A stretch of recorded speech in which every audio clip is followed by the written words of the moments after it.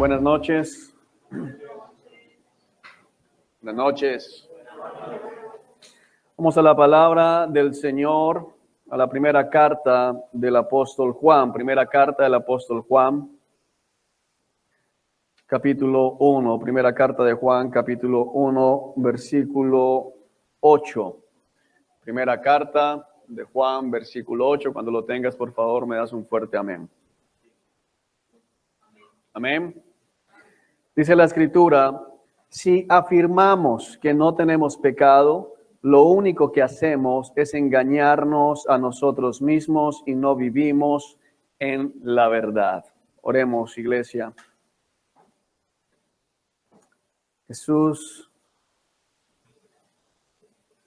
tú eres el único hombre que ha caminado sobre la faz de la tierra, nacido de mujer, que no ha pecado. Nosotros, descendientes de Adán, como dice el salmista, aún en iniquidad fuimos concebidos. Confesamos nuestro pecado, confesamos nuestra maldad, confesamos, Señor, que no hemos hecho lo que nos has ordenado y que hemos hecho lo que nos has prohibido. Confesamos nuestro pecado. Tú tienes la razón. Saldrás en el juicio, se demostrará que tenías razón. Perdónanos. Perdónanos, Señor Jesús. Gracias por habernos sacado del engaño. El engaño de pensar que no teníamos pecado. El engaño de pensar que lo que hacíamos no era malo. Gracias, Jesús. En esta noche ilumínanos y guíanos a entender tu palabra. Tu palabra es la verdad. Tu palabra permanece por siempre y para siempre, nunca cambia. Amén y amén. A través del apóstol Juan, el Espíritu Santo nos dice en esta preciosa carta: si afirmamos que no tenemos pecado, lo único que hacemos es engañarnos a nosotros mismos y no vivimos en la verdad. El hecho de no vivir en la verdad de por sí ya es un pecado, no vivir en Cristo. Cristo es la verdad. Y tenemos que entender que la mayoría de nosotros, o puedo ser más absoluto, todos nosotros antes de Cristo pensábamos que no estábamos en pecado. Pensábamos que lo que hacíamos no era grave. Pensábamos que los que estaban alrededor de nosotros, los que estaban en las cárceles, los que salían en las noticias, esos eran los pecadores y esos eran los que debían ir al infierno. Nos estábamos engañando a nosotros mismos. Ahora es natural que aquellos que no han visto la luz, aquellos que todavía no han sido iluminados con el Evangelio, vivan engañados. Lo tremendo es que aquellos que hemos recibido la luz, personas que han sido iluminadas por el Evangelio, todavía se engañan a sí mismos pensando que no pecan. Dice literalmente que cuando afirmamos no tener ningún pecado, lo único que hacemos es engañarnos a nosotros mismos y no vivimos en la verdad. Comenzamos precisamente a vivir en la mentira. Bájale un poco, por favor. Verso 9. Pero si confesamos nuestros pecados a Dios, Él es fiel y justo para perdonarnos nuestros pecados y limpiarnos de toda maldad. Viene la salvedad que Dios hace. Entonces, todos pecamos, no hay ninguno en este lugar que no sea culpable. Y ni siquiera está hablando de que era culpable, sino que es culpable. Aún el día de hoy pecamos. ¿De acuerdo? Sin embargo, si confesamos nuestros pecados a Dios, y es algo lo que más le cuesta al ser humano, confesar su pecado. Usualmente, cuando nos exhortan, nos sentimos acusados, nos sentimos mal, no nos gusta que nos digan lo que estamos haciendo mal. El esposo se enoja con la esposa cuando la esposa le dice: mira, no has cumplido con esto, no has cumplido con tu rol de sacerdote, no has orado, no has hecho aquello. No se molestan porque la carne detesta que les recuerde que es pecadora. La carne no quiere aceptar su condición. Pero, hermano, tú tienes que entender que cuando alguien se te acerca y te exhorta, te está haciendo un gran favor. El exhortar es una manera de mostrar el amor que tenemos los unos por los otros. Amén.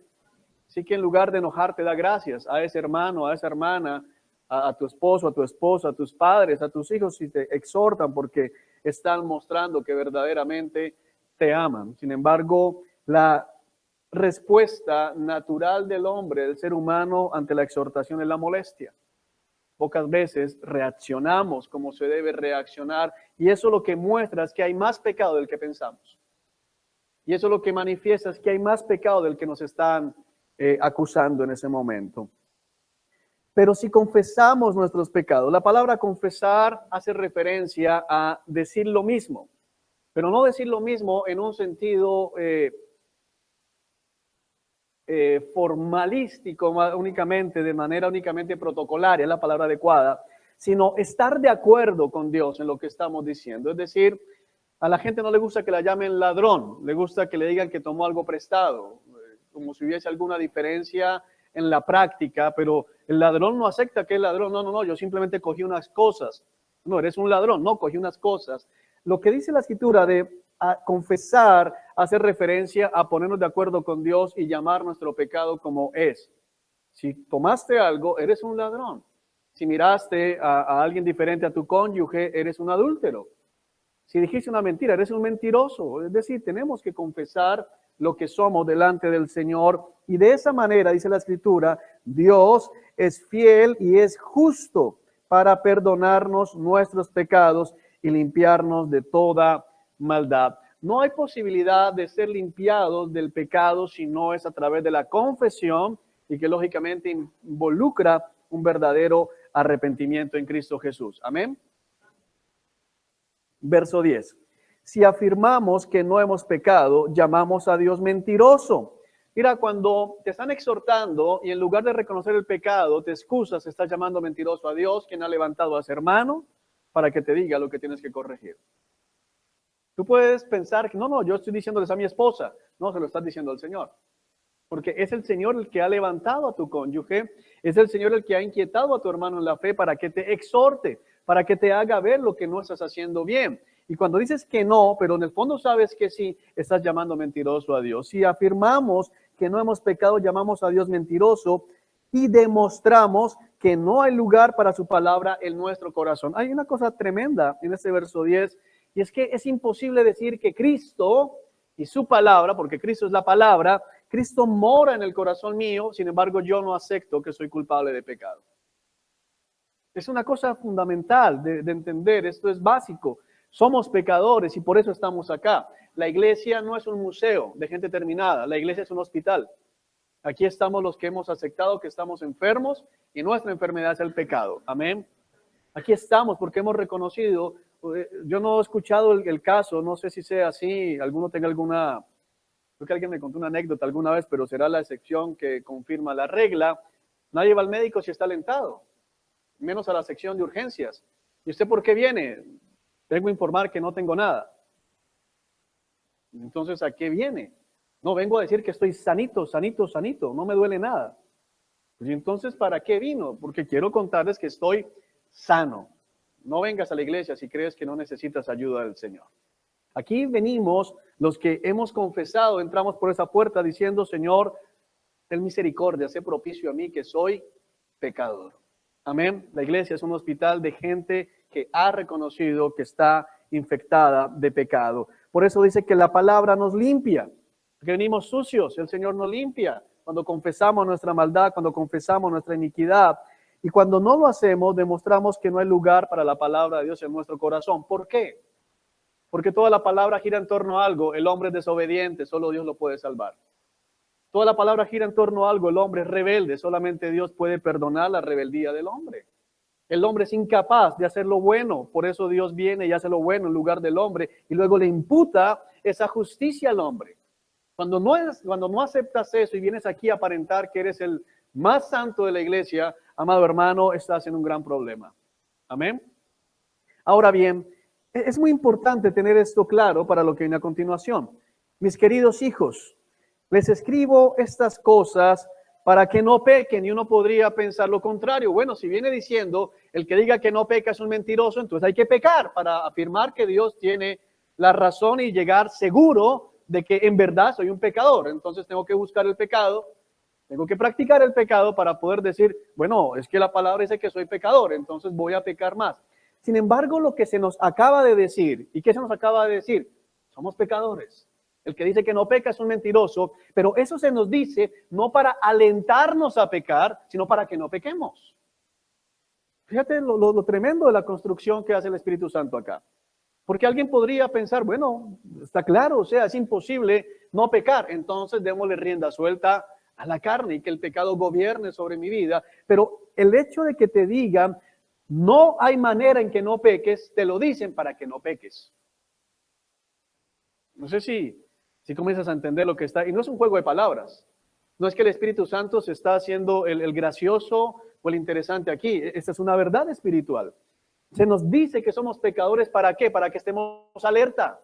Primero, para que no te engañes, para que entiendas tu necesidad de Cristo, entiendas tu necesidad de redención, entiendas la necesidad de un Salvador, pero también para que reconozcas tu condición caída y de esa manera cuides de no seguir pecando. Te escriben esto, el Espíritu Santo exhala la palabra a través de Juan, el apóstol, para que no pequemos. Les escribo estas cosas para que no pequen. El propósito es que no pequemos. Mira, Cristo no te rescató porque puedes estar pensando, bueno, eso es un hospital, y si aquí solo vienen los enfermos, debo esforzarme por permanecer enfermo porque el día que no esté enfermo ya no soy bienvenido. No, hermano, no hay manera que te sanes completamente de esta enfermedad.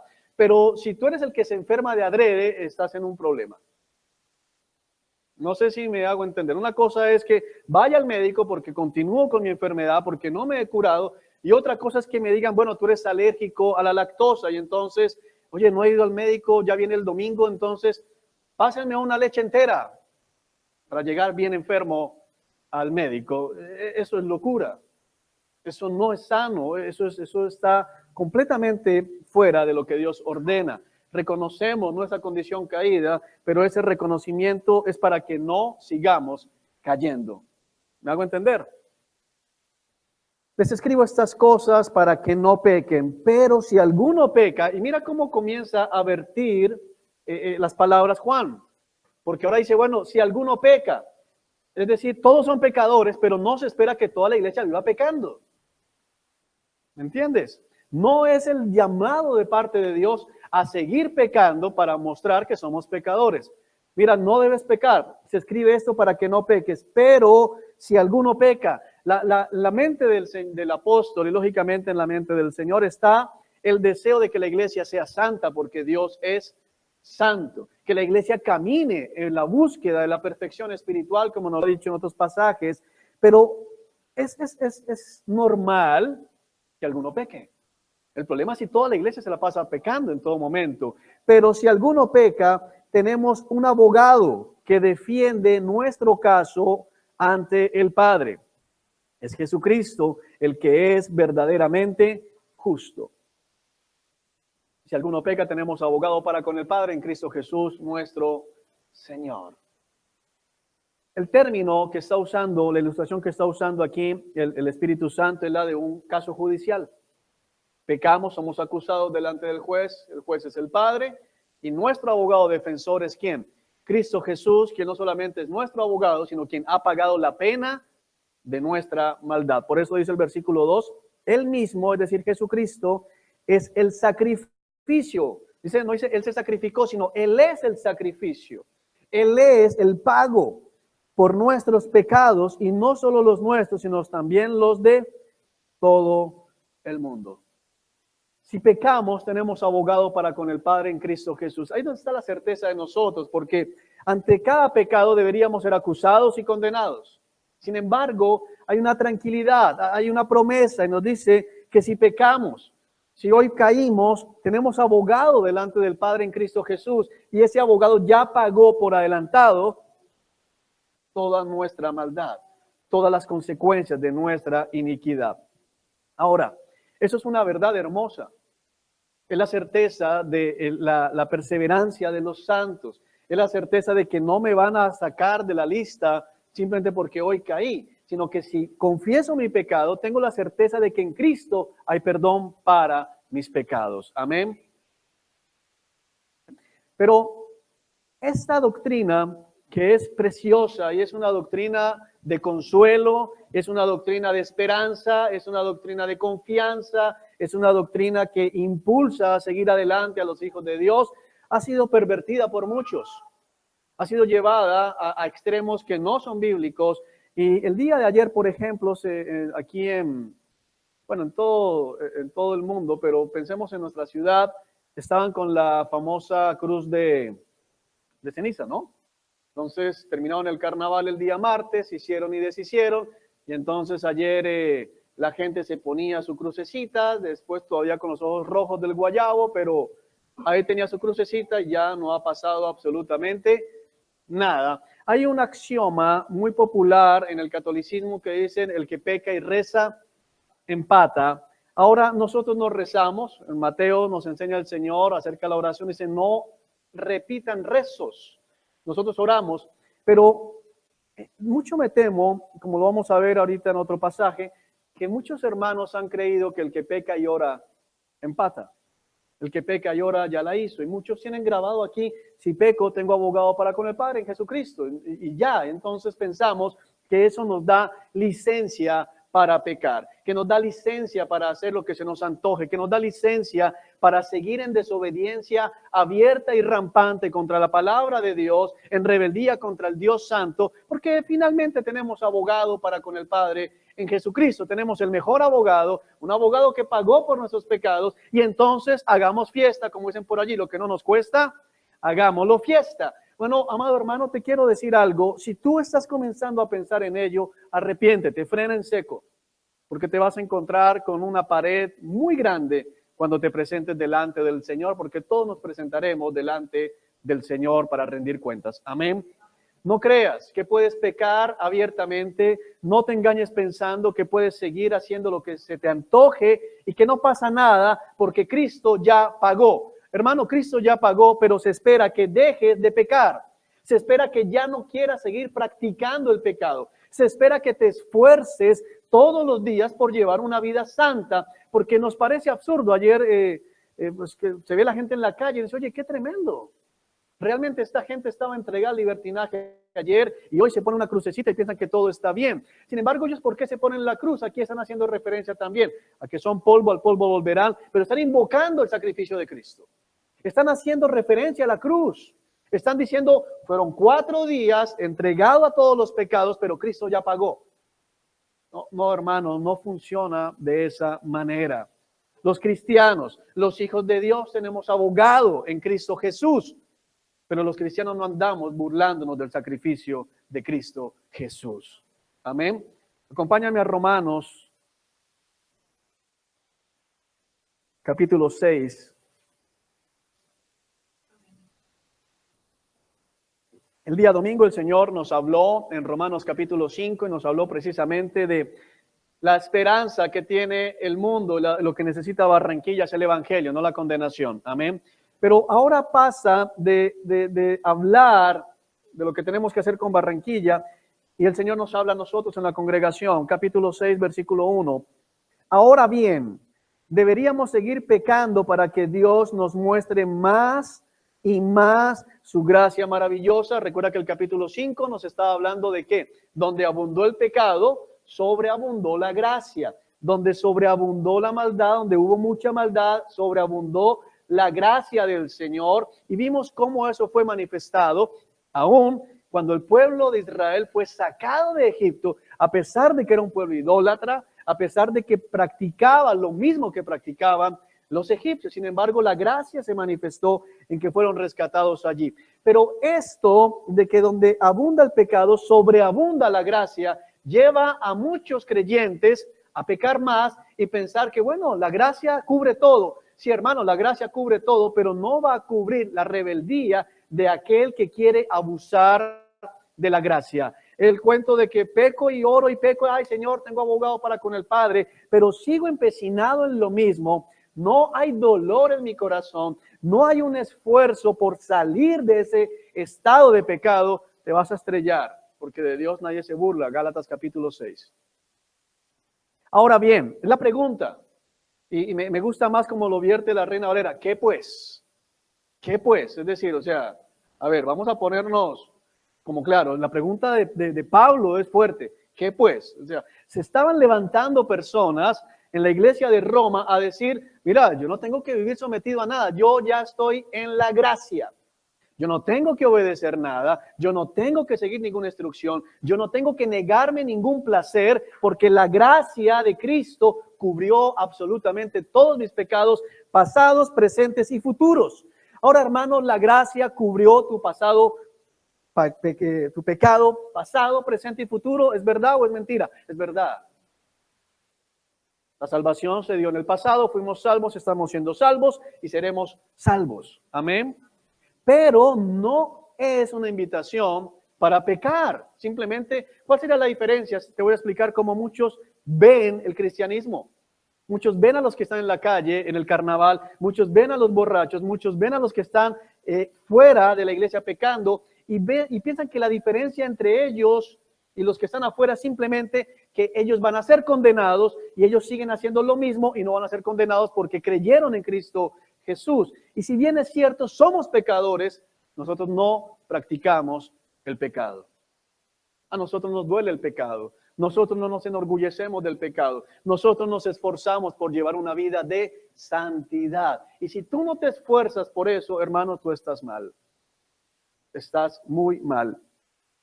Deberíamos, mira la pregunta, deberíamos seguir pecando. Deberíamos continuar pecando para que Dios nos muestre más y más su gracia maravillosa.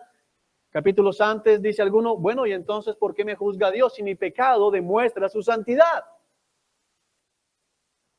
Es como decir, bueno, entre más borracho soy, más se nota la sobriedad de Dios. Entre más adúltero soy, más se nota la fidelidad de Dios. Entre más mentiroso soy, más se nota la veracidad de Dios. No, no funciona de esa manera. No es lo que el Espíritu Santo nos indica. Mira la respuesta, por supuesto que no. Está en signo de admiración. No, ni se te ocurra. ¿Cómo vas a pensar eso? Por supuesto que no. No es así. No debemos seguir pecando para que se muestre más y más la gracia maravillosa de Dios. Por supuesto que no. ¿Y cuál es la razón? Nosotros hemos muerto al pecado.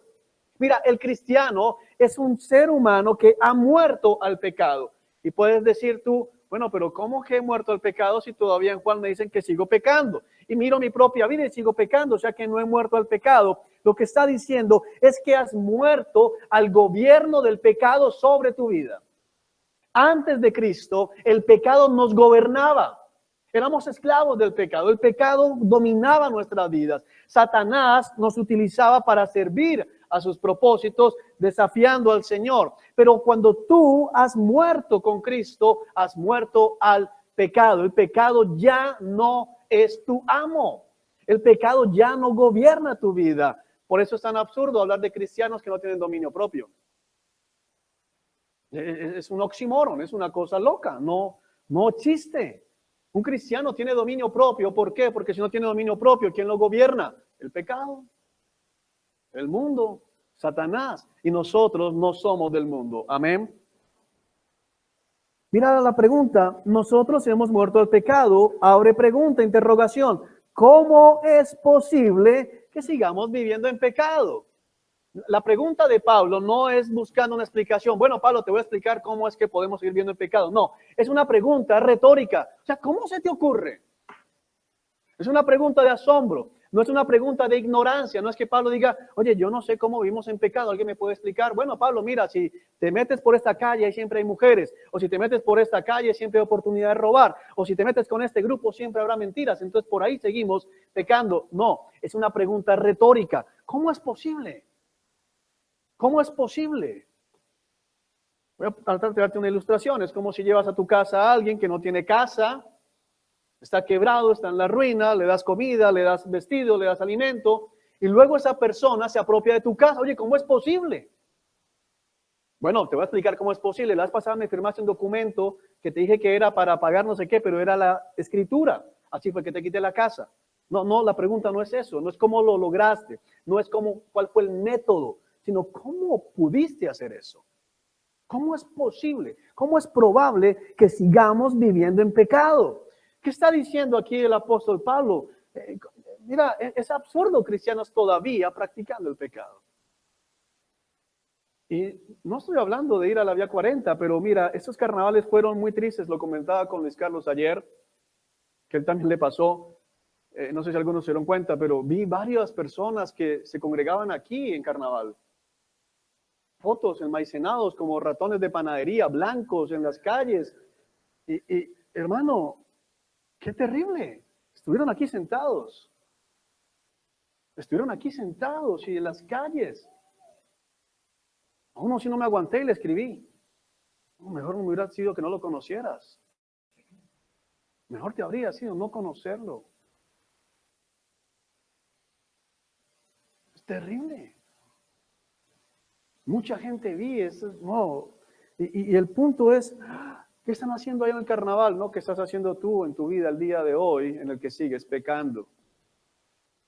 ¿Qué cosa ya Dios te ha dicho? Y sigues haciéndola y sigues haciéndola y sigues viviendo en el pecado, porque el pecado, vuelvo a decirte, y es una cosa muy insistente en la Escritura, no es solamente lo que todo el mundo llama pecado. Te niegas a orar, es un pecado. Te niegas a leer la palabra, es un pecado. Te niegas a discipular tu familia, es un pecado. Te niegas a someterte a tu marido, es un pecado. Te niegas a cuidar a tu esposa, es un pecado. Bueno, nómbralo. Y sigues en lo mismo, y sigues en lo mismo, y sigues en lo mismo, y sigues en lo mismo, y sigues en lo mismo. Sigues viviendo en pecado. No pasa nada. Versículo 3. ¿O acaso olvidaron que cuando fuimos unidos a Cristo en el bautismo, nos unimos a Él en su muerte? Cuando fuimos bautizados, por eso el cristianismo hace bautismo por inmersión. Cuando somos sumergidos, hacemos la inmersión en el agua, estamos representando la sepultura. El cristiano representa, ahora el cristiano no es salvo por el bautizo, pero el bautizo es un símbolo de que eso es lo que está pasando en él. Y dice Pablo aquí, cuando nos bautizamos, que era la señal, y es la señal de identificarnos como cristianos, entramos al agua y es como si nos sepultaran. Y luego que nos levantamos, se levanta un hombre nuevo, se levanta una nueva creación. Es lo que está diciendo, cuando fuimos bautizados con Cristo, cuando nos identificamos con Cristo, nos unimos a Él en la muerte, pues hemos muerto y fuimos sepultados con Cristo mediante el bautismo. ¿Por qué habla de la muerte de Cristo? Porque cuando Cristo murió, murió porque todo el pecado tuyo y mío estaba sobre Él. Nos identificamos con la muerte de Cristo. Él murió por nosotros, pero tú y yo nos identificamos. Y espiritualmente el gobierno y el poder del pecado sobre nuestra vida quedó también allá sepultado. Eso fue lo que hiciste. ¿Cómo puedes seguir viviendo de otra manera?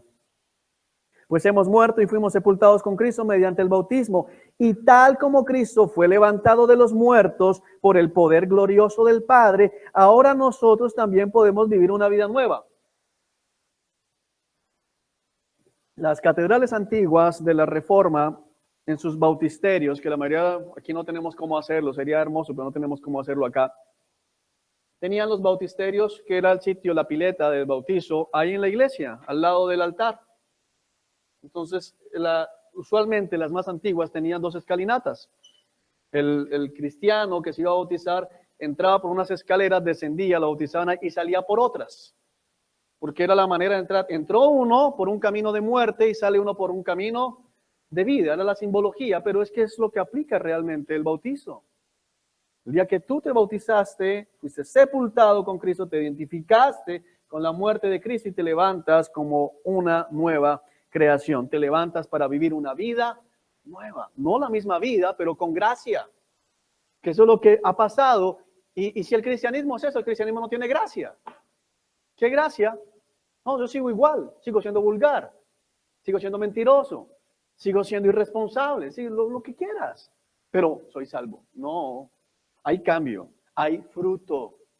No somos salvos por las obras, pero si somos salvos, hay obras. Hay cambio, hay evidencia de que ya no somos los mismos. Amén.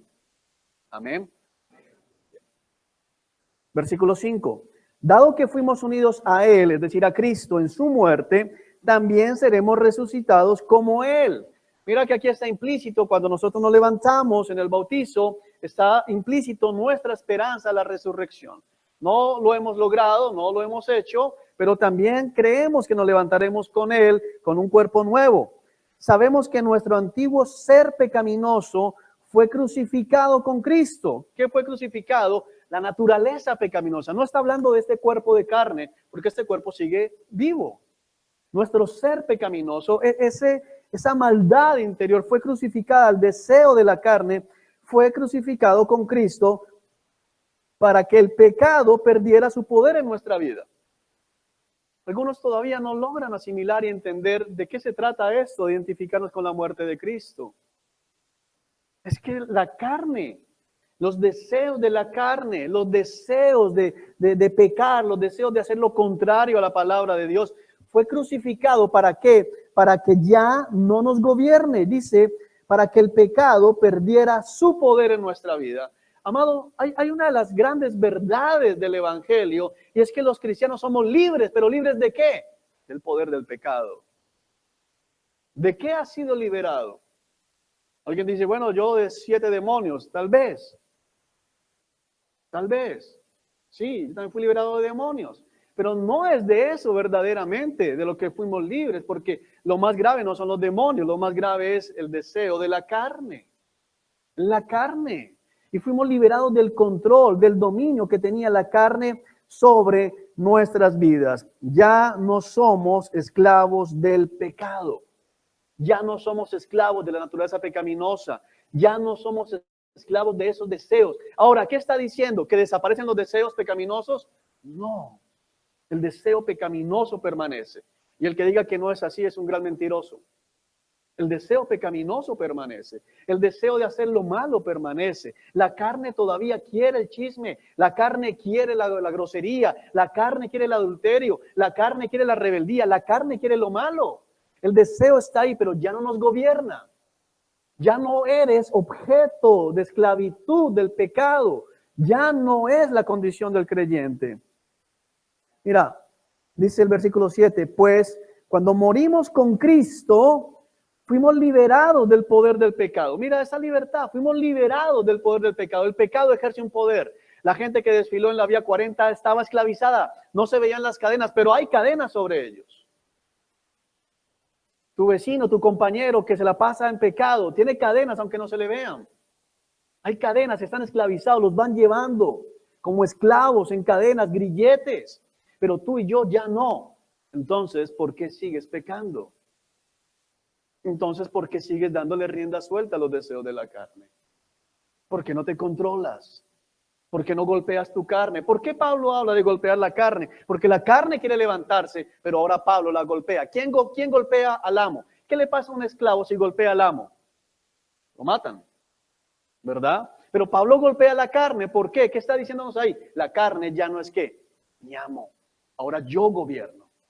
Ahora es el Espíritu Santo de Dios. Ahora sujeto mi carne, como dice en Tesalonicenses capítulo 4, 1 Tesalonicenses capítulo 4, manejo mi cuerpo. Manejo mi cuerpo. La mejor palabra es como manejar un carro. Yo manejo el carro y yo digo si el carro va para la izquierda o si el carro va para la derecha. Y está bien que no sepas manejar bien al principio, pero si después de 10 años todavía no manejas, hay un problema. Es válido pegarle al carro la primera semana. Doloroso, pero válido. Descansen, les pasan cosas aquí en la iglesia. Es doloroso, pero es válido. Pero si en 5 años todavía, cada vez que parqueas, le pegas, mira, tal vez no deberías manejar. Tal vez no deberías manejar. Es válido, somos convertidos y todavía tenemos muchas cosas, pero después de tanto tiempo y todavía tienen que volverte, oye, ora con tu hijo, oye, mira, trata bien a tu esposa, oye, sométete a tu marido, oye, congrégate. No puede ser, hermano, no puede ser. No puede ser. Oye, otras palabrotas tuyas todavía. ¿Hace cuánto que es? No, como 6 años, pero yo soy costeño, tú sabes. No, yo no sé. Yo lo que sé es que tú tienes que ser una nueva criatura si verdaderamente el Espíritu Santo mora en ti. Amén. Versículo 8. Y dado que morimos con Cristo, sabemos que también viviremos con Él. ¿Cómo sé yo? ¿Qué señal tengo yo de que voy a vivir con Cristo? Que he muerto con Cristo. ¿Y cómo sé que he muerto con Cristo? Ya no me gobierna la carne. Ya no vivo gobernado por las pasiones humanas. Ya no vivo gobernado, ya no soy un animalito. ¿Sabes quiénes se mueven por instinto? Los animales. La carne es puro instinto. Si tú todavía te gobiernas por instinto, eres un animalito. Entonces no estás en el reino de los cielos. Porque no veo ningún pasaje de la resurrección de las vacas. De hecho, ayer caí en cuenta algo que me entristeció. Mi esposa estaba hablándonos de su devocional, estaba compartiendo de las frutas y las frutas pensando en el reino de los cielos y hablaba de, siempre vamos a poder comer fruta allá en el cielo. Y entonces pensé en las hamburguesas y dije, no, en el cielo no van a haber hamburguesas porque no hay muerte. Si no hay muerte, no hay vacas muertas. Y si no hay vacas muertas, no hay hamburguesa, entonces no hay hamburguesa. Fue un pensamiento no tan espiritual, pero fue una buena conclusión teológica. Pero amado hermano, lo que tienes que comprender es que o eres un ser espiritual, sometido y guiado por el Espíritu Santo de Dios, o estás viviendo en la carne como un animalito. No hay otra posibilidad. No te engañes. Quien te dice, sí, eso es lo que hacen los falsos pastores. ¿Sigues viviendo en pecado? No te preocupes, tú eres salvo, sigue diezmando. Desde que ofrendes eres salvo. No, no es verdad, no es cierto. No es verdad. La palabra no dice eso. Versículo 9. ¿Estamos seguros de eso? ¿De qué? De que si morimos con Cristo, viviremos con Cristo. Hay una certeza en nosotros, estamos seguros de eso. ¿Por qué? Porque Cristo fue levantado de los muertos y nunca más volverá a morir. La muerte ya no tiene ningún poder sobre él. Cuando él murió, murió una sola vez a fin de quebrar el poder del pecado. Mira, hay una certeza de vida eterna al ver el ejemplo de Cristo. Pero la manera de entrar es identificarnos con Cristo, como nos decía el Señor el domingo, en el linaje espiritual de Cristo. Pero eso no sucede si verdaderamente no se ha crucificado tu naturaleza pecaminosa junto con Cristo. Si todavía crees que es que tú eres el hermano especial al que Dios se la pasa, no, es que se me cae bien. Mira, he escuchado gente alegando cosas terribles. David, dicen, bueno, pero es que Cristo es hijo de David, dice corazón conforme al de Dios. Y David tenía a su hijo preferido, que no disciplinaba, Adonías, por ejemplo, que fue matado por Salomón, asesinado por Salomón. Bueno, asesinado no, le quitó la vida a Salomón porque quería usurpar el trono. Y dice la escritura en Primero de Reyes que David nunca lo disciplinó, nunca, porque fue el hijo que nació después de Absalón, le recordaba a Absalón y era muy bien parecido. Bueno, algunos pueden pensar que tú eres el Adonías del Señor. No, el Señor no es como David. El Señor no es como David. Y si tú eres hijo, te disciplinan. Si tú has venido calladamente pecando y no te han disciplinado, no pienses que la he sacado barata. No, asústate. No eres hijo. Porque el que es hijo, lo disciplinan. Amén. Versículo 10. Cuando él murió una sola vez a fin de crear el poder del pecado. Mira, ¿qué logró Cristo en la cruz? Algunos solo piensan en la vida eterna. Tenemos que entender que sí, vamos a llegar a la vida eterna, pero que la salvación se refleja aquí. Es una de las mentiras que el diablo ha metido en medio de la iglesia. No, la salvación se va a ver allá en la Jerusalén celestial. Sí, allá vamos a tener el cuerpo glorioso, un cuerpo que nunca peca, vamos a estar en la presencia del Señor, pero la salvación, el resultado de la cruz de Cristo se ve aquí y ahora. ¿Cómo? Se quebró el poder del pecado y de la muerte sobre nosotros. ¿Cuándo vamos a ver que se quebró el poder de la muerte? En la resurrección. ¿Cuándo vemos que se quebró el poder del pecado? Hoy. Hoy. Esta misma noche, hoy, tiene que verse. Tuvo que haberse visto en el momento en que creíste en Cristo Jesús. El poder del pecado en tu vida tuvo que haberse quebrado. El gobierno de la carne en tu vida tuvo que haber terminado. Si no ha sucedido eso, hermano, no esperes participar en la resurrección. Porque se quebró el poder del pecado y de la muerte. Algunos dicen, bueno, yo no he visto que se quebró el poder del pecado, pero estoy seguro que el de la muerte sí. Te aseguro que no. Esa es esa doctrina diabólica del cristianismo carnal. Tal vez la has escuchado. Hay cristianos carnales, cristianos que van a ser salvos, son salvos, pero su carne nunca cambia. No.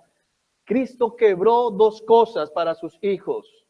dos cosas para su iglesia: el poder del pecado y el poder de la muerte. No es opcional. No es una de las dos. Porque entonces, ¿por qué no aplicas? Quebró el poder del pecado, pero de la muerte, ¿quién sabe? No, quebró los dos. Y la señal de que quebró el de la muerte es que quebró el del pecado. ¿Cómo estoy yo seguro de que quebró el poder de la muerte y que cuando este cuerpo caiga y sea sepultado, si Cristo no ha venido, yo seré levantado en un nuevo cuerpo? Porque hoy veo que quebró el poder del pecado. Es la manera en que yo voy viendo que eso es verdad. Es la manera en que yo sé que esto es realidad. Yo ya no soy el que era antes. Se quebró el poder del pecado en mi vida. Hay tentación, la carne quiere hacer cosas, pero ya no me gobierna. Cuando no estaba en Cristo, y tal vez sea el caso de la mayoría, podía uno decir, no, yo no vuelvo a hacer eso, y a la media hora lo estaba haciendo. Lo estaba volviendo a hacer porque el pecado gobernaba. Pero ya no. Nos llenábamos de puro, la palabra no es arrepentimiento, es remordimiento. Teníamos remordimiento. Mucha gente tuvo remordimiento ayer cuando se echaba la crucecita. Pero no hay arrepentimiento porque no botaron el disfraz. Lo guardaron para el próximo año. No hubo arrepentimiento. Amén. Cuando Él murió una sola vez a fin de quebrar el poder del pecado. Pero ahora que Él vive para la gloria de Dios. Así también ustedes deberían considerarse muertos al poder del pecado. Considérense muertos, date por muerto. No dice te considerarás o serás cuando Cristo vuelva, sino que hoy. Esto está en presente, en infinitivo, eso es algo absoluto, es en este momento, está sucediendo. No es una acción aislada. El cristiano se debe considerar muerto al poder del pecado. No es que el pecado de vez en cuando viene y me gobierna. No, ya el pecado no me gobierna. Es lo que está diciendo la Escritura. Debes considerarte muerto al poder del pecado y vivo para Dios por medio de Cristo Jesús. ¿Qué significa vivo para Dios? Vivo en el poder del Espíritu. Vivo queriendo hacer la obra del Espíritu. Vivo queriendo hacer las cosas que agradan a mi Señor y Rey, el Señor Jesucristo. Amén.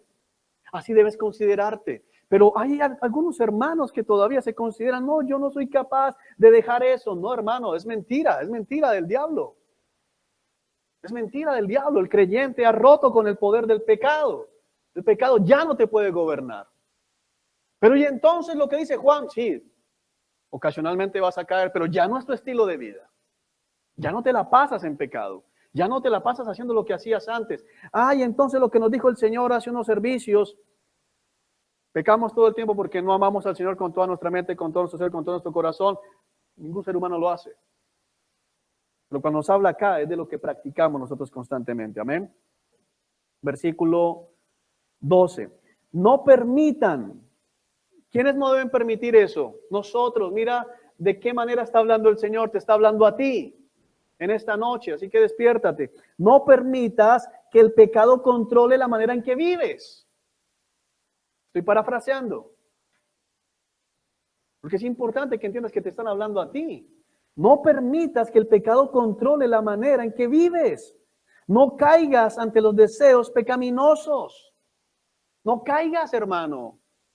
No permitas que el pecado te controle. Cuando la Escritura dice no permitas, es porque tú tienes el poder ¿para qué? Para impedirlo. Nos lo dijo el Señor hace 8 días a través de Heider. Dios nos ha dado todo lo necesario para llevar una vida recta. A través del apóstol Pedro.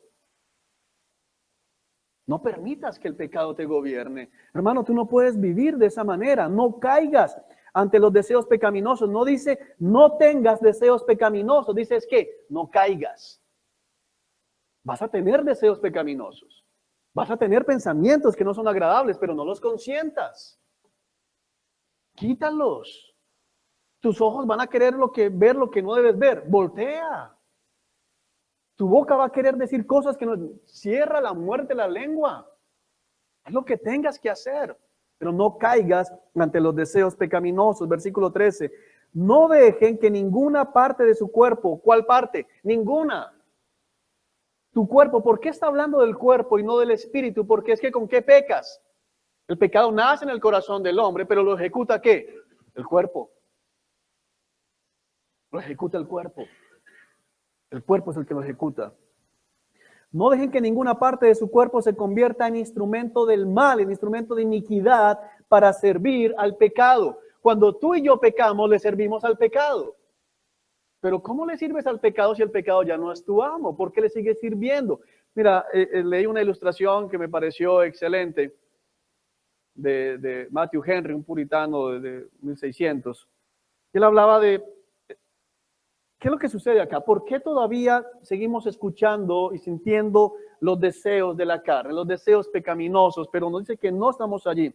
Es como un soldado. Pensemos en un soldado, está en el batallón y hay un general al que destituyen por corrupto o por lo que sea. Ya le quitaron sus soles, le quitaron todo.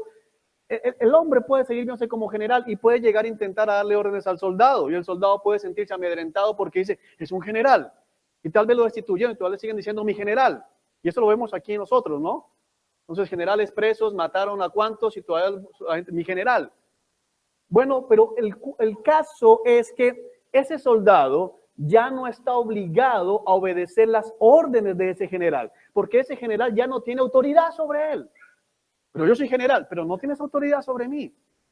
Si el soldado le obedece es porque quiere obedecerle. Ya no está obligado a obedecerle. Ahora ese general intentará pavonearse, intentará dar órdenes, intentará que se le pongan firmes, pero el soldado ya no está obligado. A ningún soldado van a castigar si no obedece a un general destituido.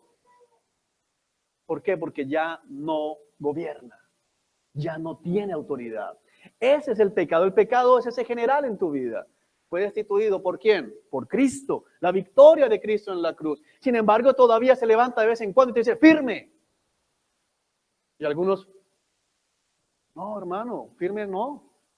Firme no. Usted ya no tiene autoridad sobre mi vida. Ya no gobierna. Ahora gobierna ¿quién? Cristo. Y por eso dice Pablo en otro pasaje, la vida que vivo, ahora la vivo ¿qué? En el poder del Hijo de Dios que me ha resucitado. Ya no la vivo en la carne. Ya no la vivo bajo el gobierno del pecado. Ya no vivo de esa manera. Y mucho menos engañado pensando que peco y después oro y empato. Mira lo que nos sigue diciendo. En cambio, entréguense completamente a Dios. Entrégate completamente a Dios. Porque antes estaban muertos, pero ahora tienen una vida nueva. Así que usen todo su cuerpo como un instrumento para hacer lo que es correcto para la gloria de Dios. En la carta a Romanos, el apóstol Pablo utiliza mucho y nos ubica mucho en algo que es bien importante. La practicidad de la santidad. Porque muchos dicen ser santos en su corazón, pero con su cuerpo no. Y aquí nos habla todo el tiempo del sacrificio del ¿qué? Del cuerpo. Dice, antes con tu cuerpo pecabas. ¿O cuál era el que iba a la vía 40 y brincaba? Era tu cuerpo. Era tu cuerpo el que lo hacía. ¿Cuál era el cuerpo que se emborrachaba? Era el tuyo. ¿Cuál era el cuerpo que mentía? Era tu lengua. Era tu cuerpo. Pero dice, ahora, en cambio, tu cuerpo debe ser utilizado ¿para qué? Para adorar al Señor, para hacer lo bueno, para hacer lo correcto. Debes esforzarte en usar tu cuerpo para la gloria de Dios. Hacer lo correcto, tus palabras para la gloria de Dios, tus ojos para la gloria de Dios, tus manos para la gloria de Dios, tus pies para la gloria de Dios, tus ojos para la gloria de Dios, tu mente para la gloria de Dios, hermano. Pero tienes que esforzarte, porque ese general sigue gritando allá al fondo, sigue dando órdenes, y el general tiene voz de mando. Todo general tiene voz de mando normalmente, está acostumbrado a dar órdenes, pero tú ya no estás bajo su autoridad, bajo su gobierno. Amén. Así que usen todo su cuerpo como un instrumento para hacer lo que es correcto para la gloria de Dios. Versículo 14. El pecado ya no es más su amo. Grábate eso. El pecado ya no es más tu amo. Y es hermoso como lo construye porque dice, podría ser ya no es tu amo, pero dice ya no es más. Puede sonar redundante, pero es que le quiere dar fuerza a la verdad que nos está transmitiendo aquí la palabra. El pecado ya no es más tu amo. Ya no es más tu amo. Mira, muchos parecen esos esclavos que han liberado, les han soltado las cadenas. Vete, no, vete, eres libre. Sigues ahí encadenado. Es tan loco como el que pagó un crédito, pagó la última cuota, entré en el Paz y Salvo, pero sigue yendo al banco a llevar la mensualidad. Usted ya no debe nada, ¿no? Pero aquí estoy. Estoy acostumbrado, llevo tantos años pagando que tengo que seguir pagando la cuota. Ya no eres esclavo, ya no estás bajo el dominio, el pecado ya no es más tu amo. No estás bajo ese dominio, entonces no sigas de esa manera. ¿La razón cuál es? Porque ustedes ya no viven bajo las exigencias de la ley. En cambio, viven en la libertad de la gracia de Dios. Por eso el pecado ya no es nuestro amo, porque el pecado ya no nos condena. Nosotros, si pecamos, tenemos abogado para con el Padre. Y entonces aquí viene nuevamente el que pervierte la escritura a decir, entonces puedo seguir pecando. Versículo 15. Ahora bien, ¿eso significa que podemos seguir pecando porque la gracia de Dios nos ha liberado de la ley? Claro que no. No, hermano, no puedes seguir pecando porque estás bajo la gracia. No, eso es terrible. Es terrible escuchar a gente diciendo que es cristiana, pero que ellos están bajo la gracia, entonces no tienen que hacer absolutamente nada de santidad, no tienen que esforzarse por obedecer a Dios. Claro que no, es una gran mentira. Versículo 16. ¿No se dan cuenta de que uno se convierte en esclavo de todo lo que decide obedecer? Mira, el ser humano fue creado como esclavo, tienes que entender esto, y puede que te moleste y que algunos digan, no, Adán y Eva fue creado en libertad. No, Adán y Eva fue creado como, Adán fue creado como esclavo y Eva fue creada como esclava. ¿Esclavos de qué? De Cristo, esclavos de Dios, pertenencia, posesión de Dios. Y dice aquí la escritura algo tremendo. Uno es esclavo, uno se convierte en esclavo de todo lo que decide obedecer. Uno puede ser esclavo del pecado, lo cual lleva a la muerte, o puede decidir obedecer a Dios, lo cual lleva a una vida recta. Son dos caminos. Son dos caminos que están siempre delante de nosotros. Dos caminos, querido amigo. Dos caminos. Un camino que es el camino del pecado. Decides obedecer al pecado porque el pecado te da órdenes. El engaño es que tú piensas que el que lo decidió o que el que se le ocurrió fuiste tú. No, es el pecado que mora en tu interior. El pecado te sigue dando instrucciones. Te sigue diciendo mírala, te sigue diciendo contéstale mal, te sigue diciendo desobedece, te sigue diciendo todo lo que es contrario a la palabra de Dios. Pero tú debes decidir si le obedeces al pecado, te haces esclavo del pecado, lo cual te va a llevar a la muerte. O vas a decidir obedecer a Dios, lo cual te lleva a la vida eterna. Pero mira, que esto es tremendo. Porque Romanos. Romanos para muchos es el texto que le quita toda la responsabilidad al hombre. Dios es soberano y salva al que quiere salvar y se acabó, no tengo nada más que hacer en el asunto. Pero es aquí donde nos están hablando de, tienes dos caminos y tú debes decidir cuál vas a escoger. Es lo mismo que dijo allá en Deuteronomio, pongo delante de ti camino de vida y camino de muerte. Camino de vida si decides obedecer, camino de muerte si decides desobedecer. Escoge pues el camino de la vida. Escoge pues el camino de la vida, porque si crees que vas a seguir pecando y simplemente dices, pero tengo con el Padre abogado en Cristo Jesús, hermano, te vas a estrellar, porque has escogido el camino de la muerte. Entonces, ¿para qué es la provisión de Dios? Ojalá la mayoría haya leído Levítico para lo que voy a explicar, y si no, estúdialo, es un precioso libro. En Levítico no existe, Levítico es el libro de la ley donde están todos los sacrificios, no existe, escúchame bien, no existe un solo sacrificio para el pecado de adrede, para el pecado que es planeado y ejecutado vilmente. No existe. Los sacrificios eran para los pecados desapercibidos. En el Antiguo Testamento, el que yo sé que está mal, pero voy para esa y después llevo mi cordero, no hay cordero. No hay cordero, asumes lo que dice la ley. Por eso, pecados como el adulterio no tenían perdón. Porque nadie adultera desapercibidamente. No había, hermano, mira, estudia la ley. No existe. Y si adultera, lleve 2 corderitos. No, mira, es que no me aguanté y me metí con la vecina, entonces aquí no. Con la vecina, trae la vecina. Que traiga 2 corderos también, sí, que traiga 2 corderos también. Vienen los dos corderos de la vecina, los dos de él, llamado al pueblo y apedrearlos. Pero traje los corderos. ¿Quién te dijo que hay corderos para esto? No existe sacrificio para el pecado rebelde. Bueno, todo pecado es rebelde, sí, pero hay un pecado que es, ya sé que está mal, el Espíritu Santo me advierte que lo que voy a hacer está mal, se levantan hermanos a decirme que está mal y sin embargo, voy para allá. Ten mucho cuidado. Ten mucho cuidado con pisotear la sangre del cordero. Yo ya sé que eso está mal, pero yo después oro, yo después hablo con el Señor. El Señor sabe, el Señor es soberano.